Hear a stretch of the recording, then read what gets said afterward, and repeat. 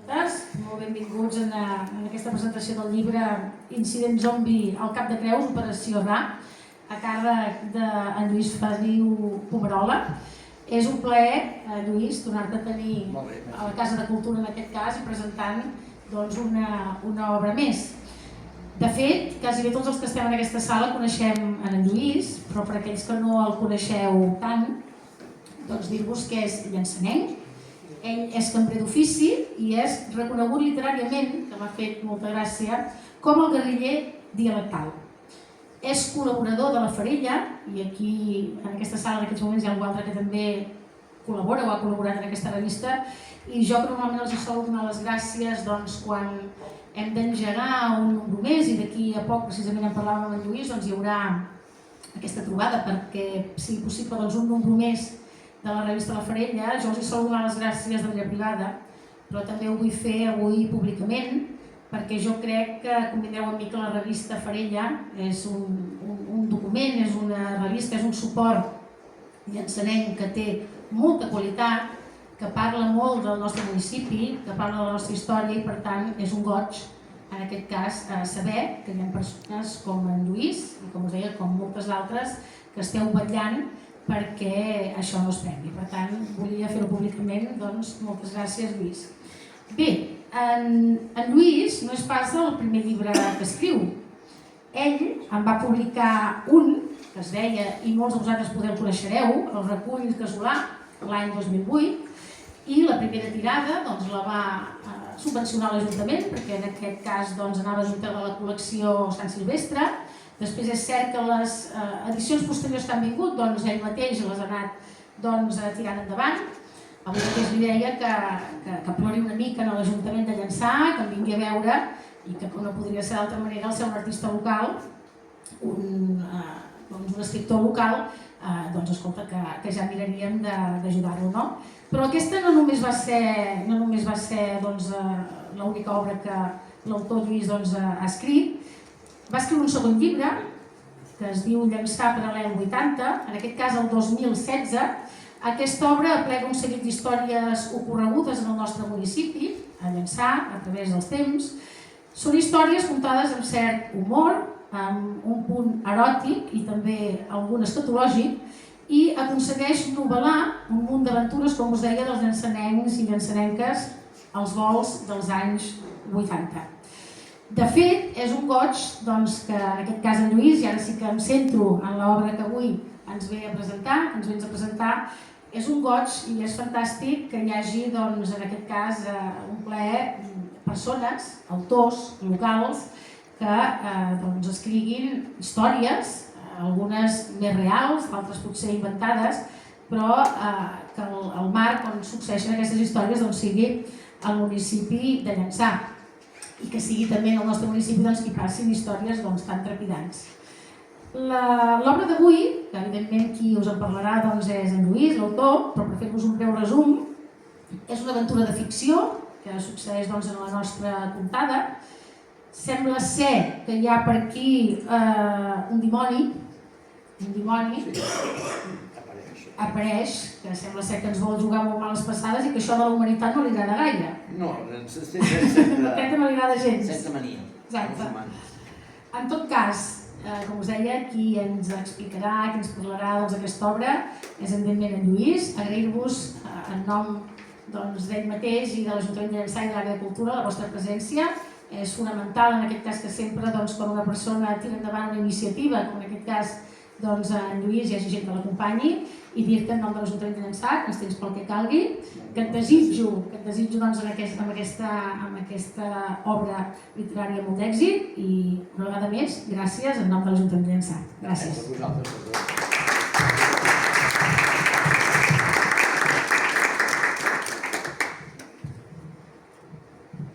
Molt bé. Jo ho porto una mica escrit perquè com que són diferents coses que vull dir, una mica sobre el que ha dit la senyora alcaldessa del primer llibre. El segon, he fet ho porto escrit per fer una mica la cronologia de com ha anat aquests llibres que he escrit fins a arribar a aquest. Jo sempre dic que m'agrada fer una escriptura, una novel·la de quilòmetre zero, perquè m'agrada portar-ho aquí. Com hem dit abans, ja el primer llibre, que va ser el Recull Casolà, que va sortir l'any 2008, la primera tirada la vaig presentar el llibre, el vaig presentar al Sense Sabatell en aquella època, i al ser un tema que ens implicava ben bé a la nostra papa, doncs va acceptar de fer dintre la col·lecció Sant Silvestre. Després, les altres edicions han sigut, particularment, van canviar la coberta i els he anat tirant pel meu compte, han anat sortint força bé. Les últimes hi ha hagut demanda i a l'època no es podia fer, ara es poden fer tirades molt més petites, de 50 exemplars, per exemple, i han anat sortint amb tirades de 50 i 50 exemplars durant tots aquests anys i per sort s'ha anat venint tot. El Llançà per a 80, que són aquestes històries de Llançà, aquesta es va fer una sola tirada de 300 exemplars i per sort està esgotada, ja no es troba a les llibreries. No sé si potser a la llibreria del Port, en gros, en té algun d'amagat per allà amb alguna lleixa, no sé si n'hi queda algun, però els únics que hi ha els podeu trobar aquí a Llançà, no n'hi ha cap més, jo en tinc un i ell potser en té un o dos, no us ho sabria dir. El que ha passat des d'aquell Recull Casolà fins a aquest incident somni és que ha sigut un viatge literari cap a una llibertat narrativa. Dic això perquè aquell Recull Casolà, que, perquè ho sabeu, ja és un compendi de referència entre els amants i estudiosos de la lingüística dialectal, per mi va ser un llibre molt tècnic i complicat de fer, sobretot perquè s'havia de referir a la intrínseca parla nostra, atípica i local, que ens identificava en aquell moment i que anava camí de desaparèixer i que, com podem comprovar avui en dia, ha acabat quasi desapareixent la nostra manera de dir.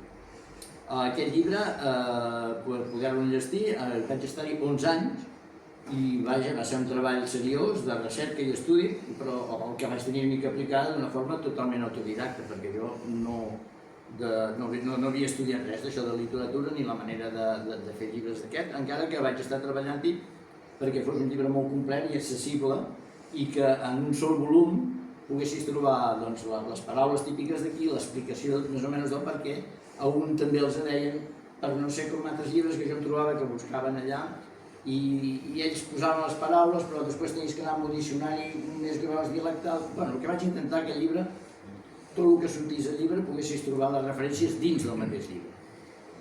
Després, escriure el Llançà per a la 80 em va permetre, esclar, molta més llibertat creativa. Podia exagerar els tics dels personatges, portar-los a situacions límit, alguns molt límit, però en el fons calia encabir-los en les històries ocorregudes al poble en diferents èpoques. Tenia que fer quadrar la realitat i la fantasia, intentant no perdre el to i el sentit que li volia donar en aquell volum. Era aquest un sentit més desenfadat i una mica més picant, però les històries que allà es reflexen, part d'elles són ocorregudes aquí a Llançà. Les més increïbles són les certes, excepte els assassinats, que me'ls vaig tenir que inventar perquè no en tenim assassinats, no n'hi ha gaire aquí, i els assassinats són inventats, però les coses més extraordinàries dintre d'aquest llibre són certes, 100%. I allà, esclar, en aquella labor ja vaig començar a descobrir que la construcció psicològica i social dels personatges era una de les parts més atractives i potents de l'escriptura. Em va agradar construir aquells personatges una mica estranys, una mica sopujats de to, i això em va agradar força, més que el primer llibre, que era molt tècnic i em tenia que referir a la veritat de les coses i de les paraules. I d'aquelles històries neixen avui les arrels d'aquest incident zombi, perquè d'allà recuperem el dimoni Macro Escura, l'arquebisbe Cancelata i el comissari Héctor Frutos. Com sabem, a l'hora de construir una novel·la, un dels principals fonaments és la ubicació dels fets. Per què volia triar un escenari que fos a casa nostra? Doncs perquè he arribat a la conclusió, hi ha moltes pel·lícules i moltes sèries i moltes aventures d'altres puestos, que és un dels llocs més interessants i complets on hi poden passar extraordinàries aventures que res tenen que envejar altres terres, no? Tenim valls, muntanyes visualment encisadores, paisatges guarnits en planures, volcans i boscos feréstecs. També tenim una meteorologia tan benèvola com furibunda. Tenim uns pobles en tipisme que van de la invasió turística que els fa quasi intransitables a la més buida solitud. Tenim l'incomparable mar d'una costa agresta i meravellosa, banyada per un mar cristal·lí i extrem, i el Cap de Creus, que és un prodigi natural. I això del Cap de Creus no ho dic jo, que visc aquí i encara, per feina, no he pogut voltar pel món per poder-ho comparar. Però m'ho ha reconegut un eminent bussejador esportiu que té una empresa que treballa arreu del món. De llocs amb enclavaments marins naturals n'hi ha molts, per tot el planeta. Però el submarinista que busca una naturalesa espaterrant junt a una aventura increïble només ho pot tenir al Cap de Creus. Doncs amb tot això, quin altre millor amfiteatre natural podria haver-hi per a rescatar-hi un misteriós derelicte mil·lenari? Doncs cap altre, em dic a mi mateix. Això té que passar aquí. Però bé, seguint el protocol literari, a part d'aquests espais naturals, per a desenvolupar la història em calien certes infraestructures imprescindibles. Les més importants serien una biblioteca, unes instal·lacions militars, un quarter general on comandar les accions a la zona i una institució religiosa rellevant. Doncs mirant tot al voltant, me vaig adonar-me que ho tenia tot en alt. A Parlada, una biblioteca extraordinària dins d'un formidable castell. A Sant Climent Sescebes, una base militar imponent. A Figueres, capital de la comarca, un adient quarter de la Guàrdia Civil, on encaixava el bastiment per establir el comandament operatiu des d'on coordinar les diverses fases de l'incident. I a Girona, com no, el secular bisbat, on transcorreran alguns dels fets principals del relat. Però i a Llançà? Aquí no tenim grans infraestructures ni bastions centenaris. Som un poble turístic, de servei als turistes, que molts, havent escollit aquesta vila com segona residència des de fa anys, ja són com de casa. I calia posar de manifest aquesta nostra dedicació a la gent. La nostra administració local, els comerços, els supermercats, hotels, bars i restaurants es posarien a disposició de les necessitats dels milers de desplaçats els que calia acollir desesperadament, els que fugien de l'atac zombi, evidentment, a part dels turistes, que en aquell moment turistes n'hi havia pocs. Tanmateix, calia procurar un lloc on la policia que investiga el cas pogués treballar. Evidentment, l'edifici de la biblioteca municipal amb els seus annexos i la seva estratègica localització seria ideal.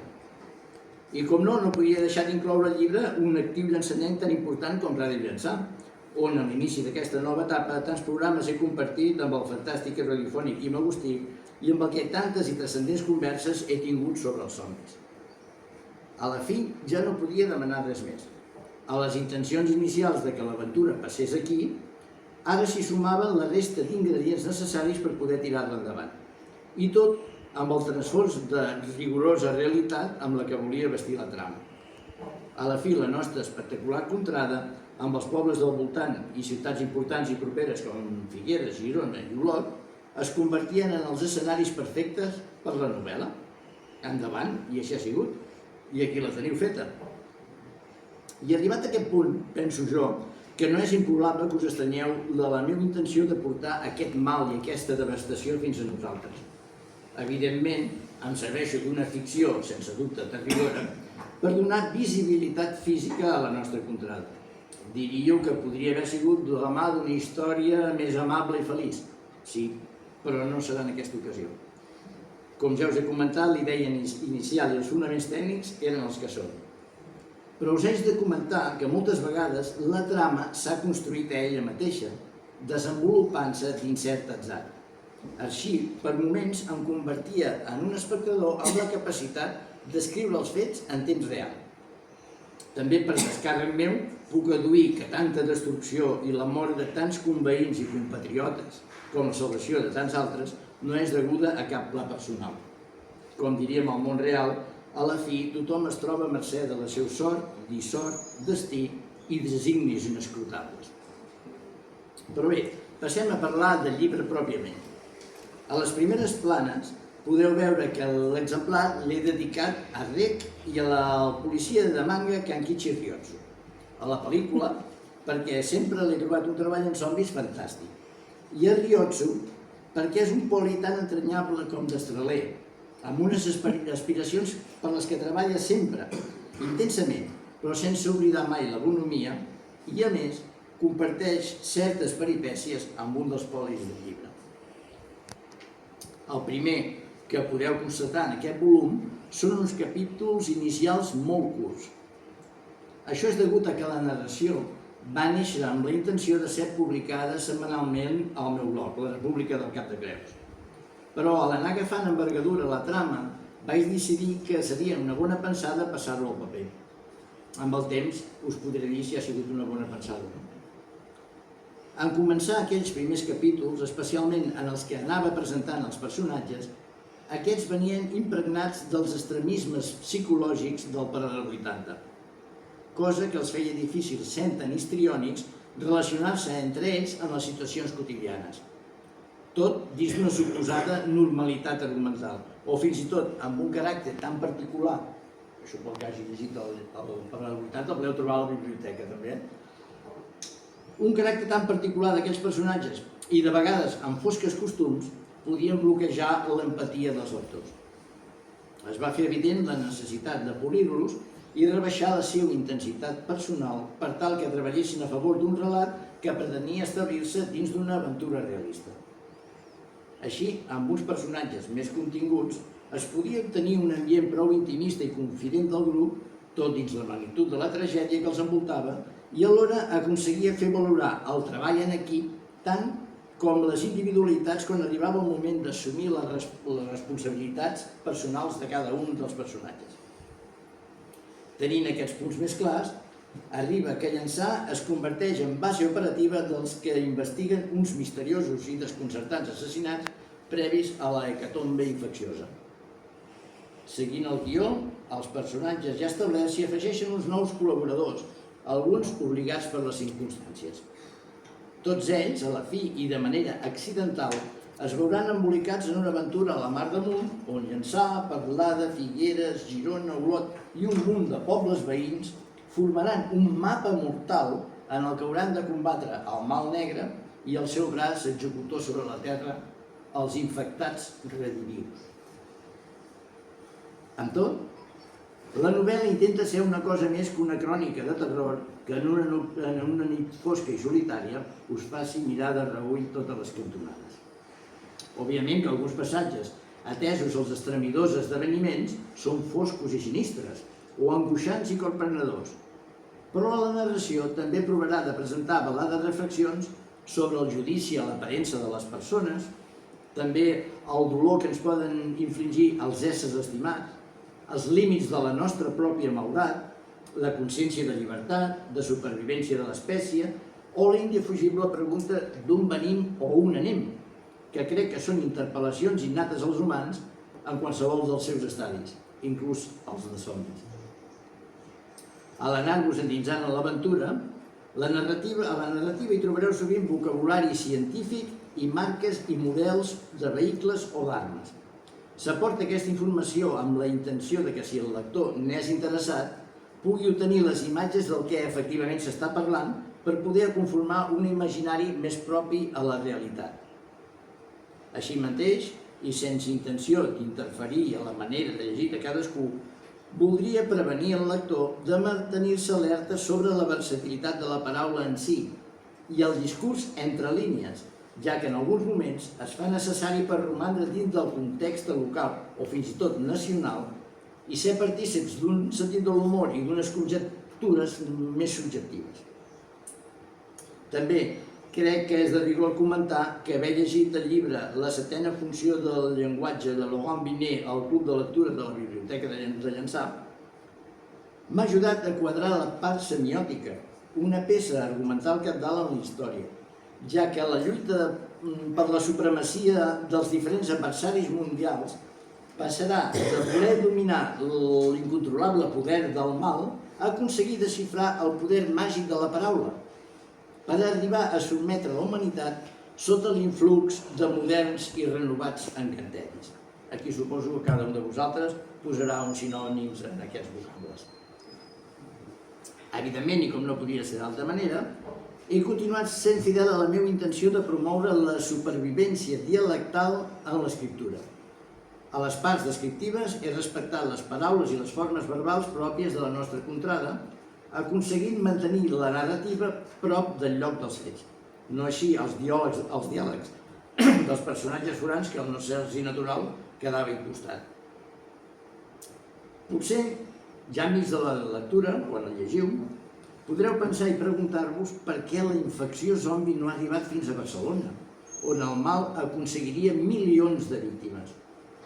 No puc negar que en un principi la idea era tentadora, no per res personal, esclar. Però l'any passat vaig haver de fer un viatge a la capital i al sortir del forat de l'estació i mirar al voltant en perspectiva, vaig comprendre que els meus zombis acabats de ressuscitar encara eren de poble. Allà es trobarien desubicats i a mi se'm feia feixuc intentar acomodar-los en aquell desconegut, accelerat i inabastable escenari. En aquell moment vaig pensar que aquella bona gent ja en tenia prou amb el seu. I bé, no em voldria allargar més, em sembla que us he comentat tot el que he cregut que us podia interessar sobre el tema. Evidentment, només em queda animar-vos, a part de comprar-lo, de llegir-lo, que és el que més interessa a l'autor, que els llibres es llegeixin, no es deixin a la tauleta de nit. No, sí, el llegiré aquí, no sé com, no? A veure si pot ser, llegiu-ho.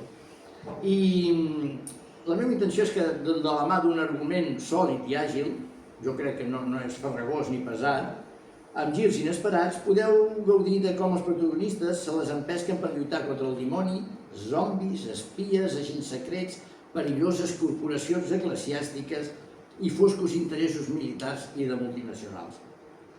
Ho faran amb modestos recursos, però amb perspectiva i perspicàcia, posant damunt la taula el valor i la determinació que se'ls reclama als implicats en aquelles hores fosques. Al final, tot plegat acaba convertint-se en un assumpte de transcendència mundial amb desenllaç al nostre petit poble, on des del campanar es pot veure el campanar veí. I fins aquí aquesta petita xerrada amb la que he intentat explicar-vos una mica com va sorgir aquest projecte, les seves diferents fases i les intencions amb les que s'ha anat consolidant aquesta nova obra.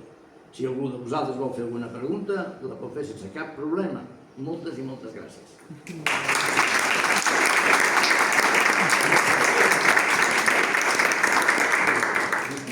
Jo m'ho crec, que sí. Molt bé, Lluís, ens has fet una fantàstica introducció a l'obra, molt seductora, i jo crec que totes les persones que ens acompanyen tindran moltes ganes de llegir aquesta obra.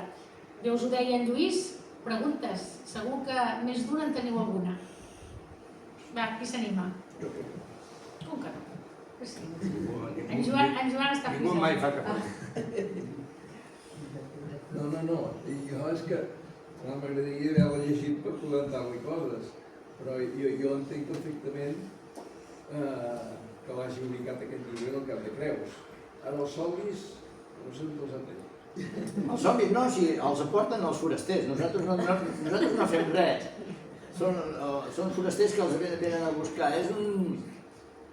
Ells busquen un derelicte mil·lenari, no puc fer gaire spoiler, i accidentalment posen en marxa aquest ésser que ens porta una sèrie de problemes molt greus, però que vaja que entre els policies que és d'allò i uns ajudants d'aquesta senyora per aquí que coneixen el d'allò i la biblioteca de Parlada que també hi és molt implicada, el bisbat de Girona que també sempre...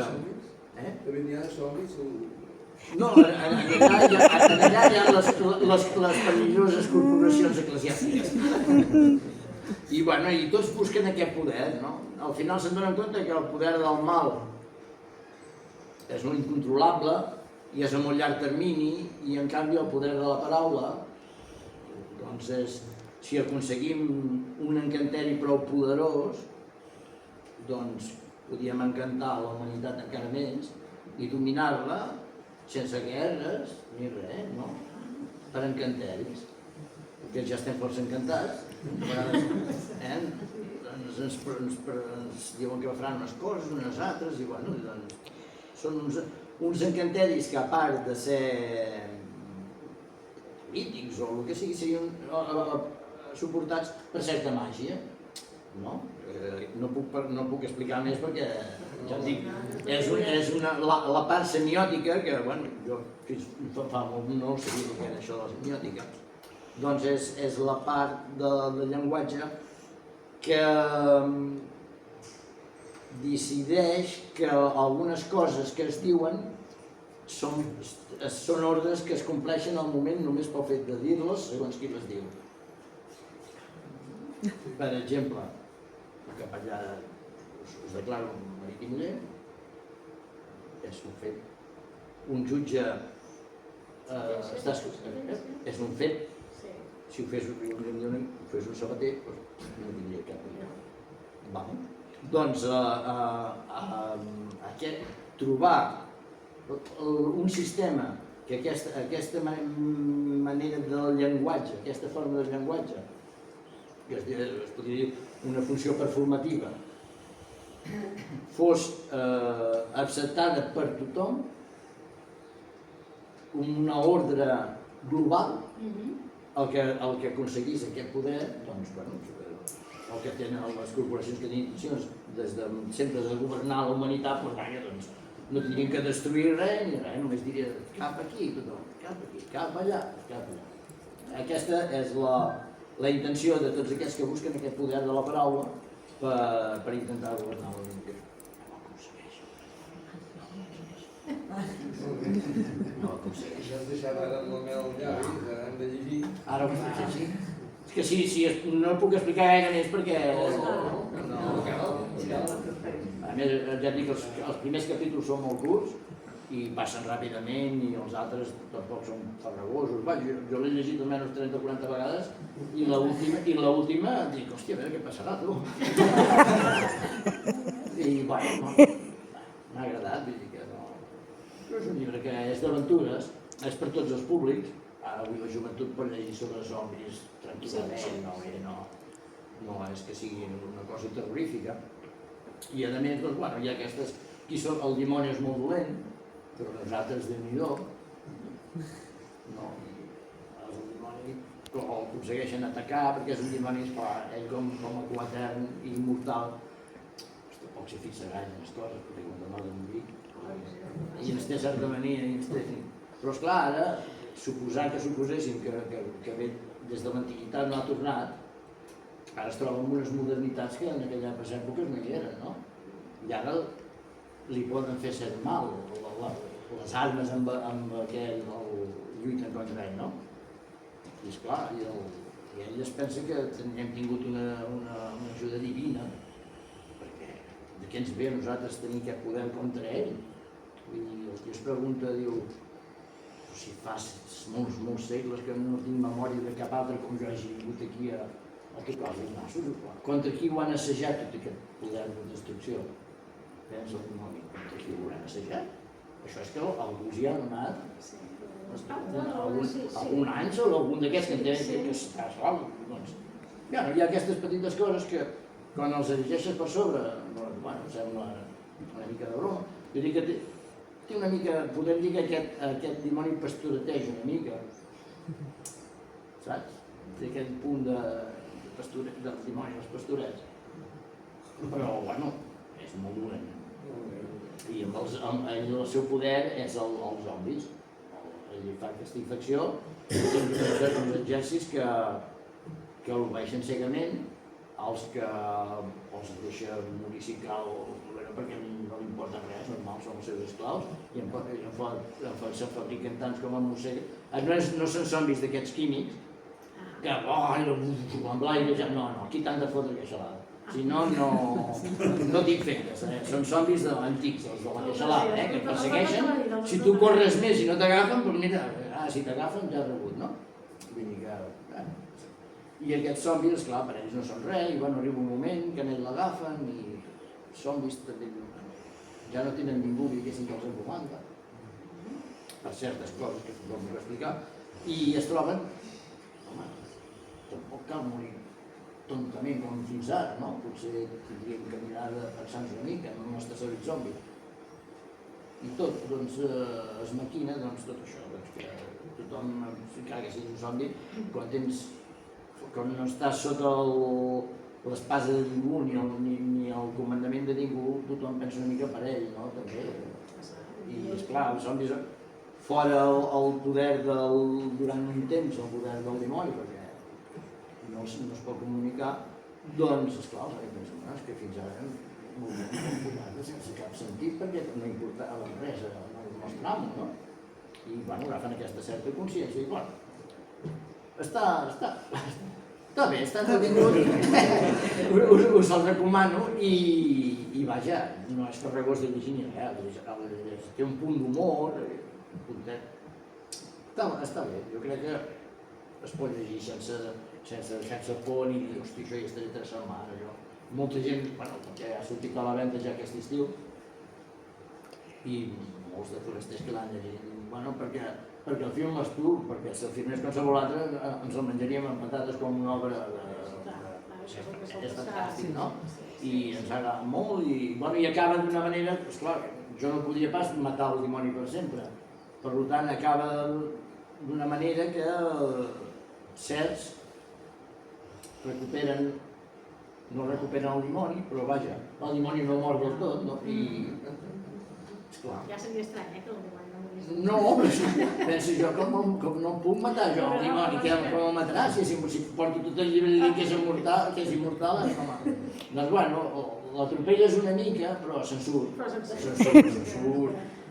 i bueno, no crec que hi hagi una segona part, però queda obert, vull dir que no podria pas tancar l'aventura sí que es tanca, però el dimoni té que li tens que deixar una porta perquè no ens el traurem pas mai de sobre. Què més? Clar, si no sabem llegir, què vols que pregunti? Podem fer una reunió d'interessants. Jo sí que te voldria preguntar una cosa, com a autor, no? És a dir, m'ha agradat escoltar que en les 3 obres sempre conserves una part, et mantens fidel, per dir-ho així, sobretot en la llengua, Sí, aquesta és una cosa important, ho he llegit entre línies. M'agrada molt també que et mantens fidel a les nostres contrades, és a dir, t'agrada parlar del teu poble, t'agrada parlar... Sí, però sí que detecto que del recull casolà, el que és l'incident, home, tu com a autor, a mi em fa veure que hi ha hagut una evolució i que hi ha hagut un canvi important, que és el que t'ha portat fins a tirar més de potser ficció que no pas en les primeres obres. Bueno, la primera obra en si va ser perquè jo aquí ho veia, que, bueno, i inclús molta gent ho deia, va ser en l'època, per exemple, que va començar a sortir, perquè parlem de molts anys, no?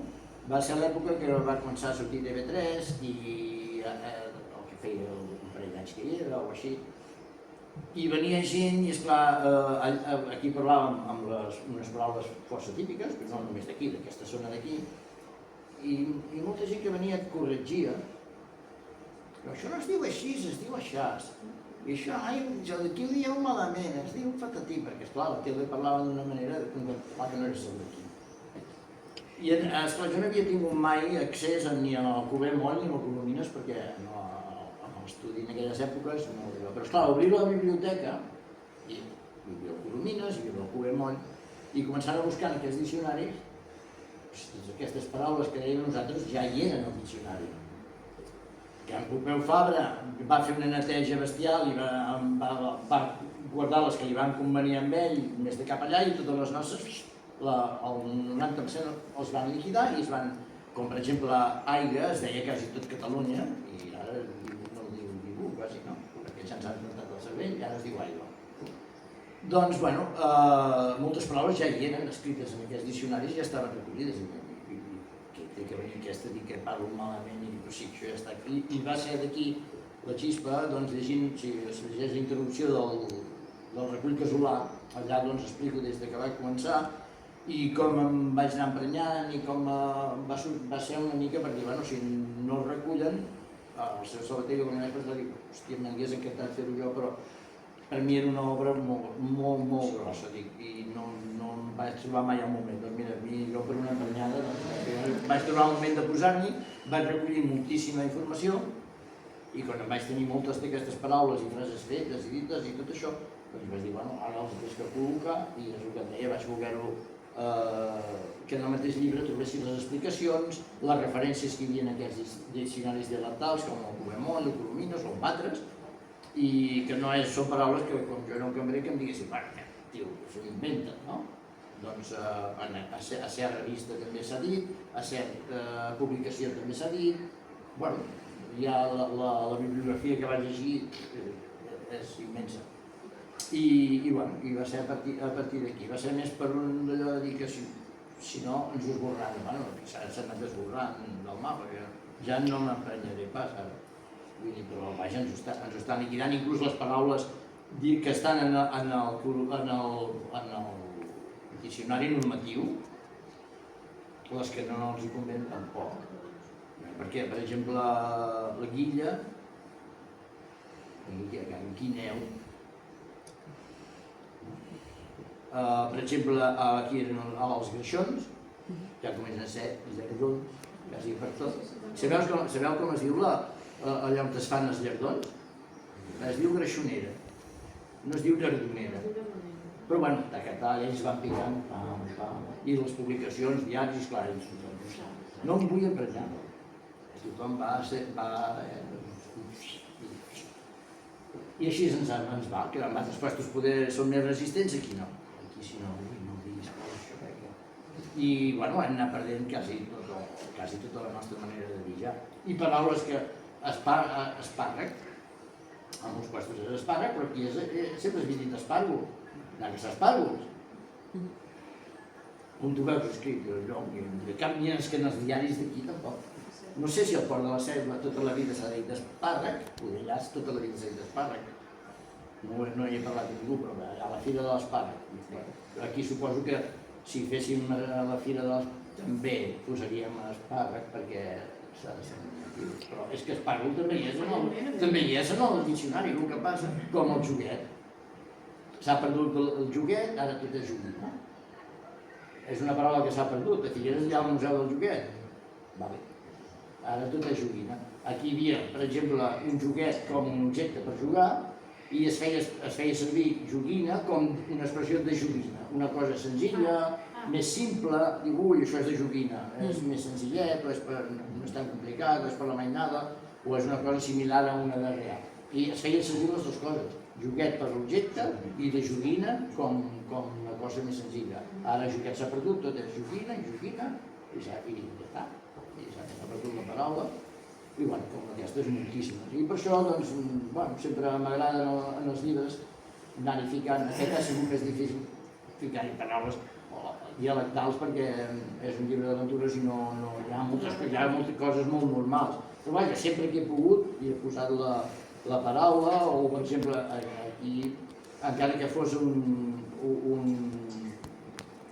femení, per exemple, sempre s'ha fet servir seu. A casa seu, a casa meva. No es feia servir a casa seva, això és important, a casa seva. I sempre a casa seu, això és meu i sempre havia sigut el masculí. Doncs això ho he guardat aquí en el llibre també, sempre que he pogut.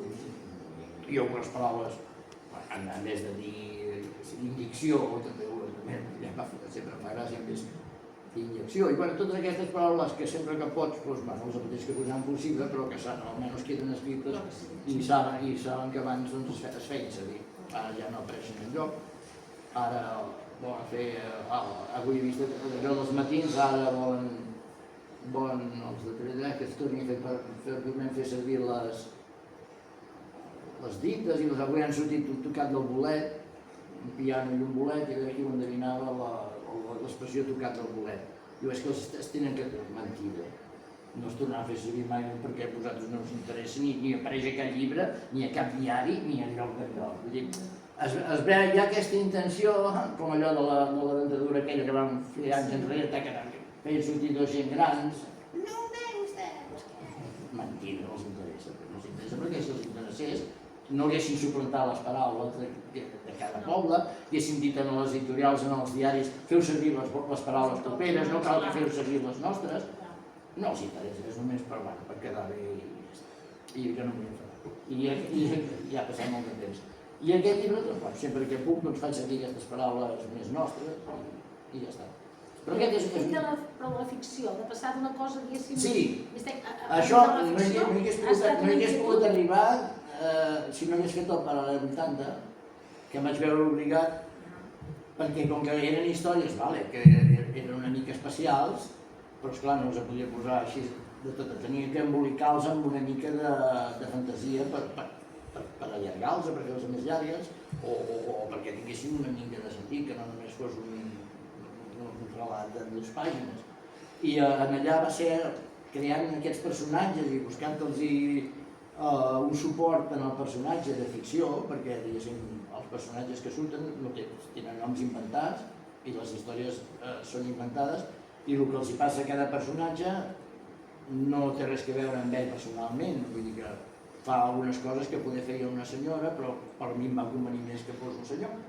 I tot això em va ajudar a trobar aquest punt de gràcia de la fantasia, de la creació inventada. I d'aquell amb aquest, doncs ha sigut, he tingut que anar practicant coses que al principi no s'hi trobaven, perquè tinc un blog que es diu República del Camp de Creus des de fa uns anys, des del 2006 o 2007, i vaig posant coses.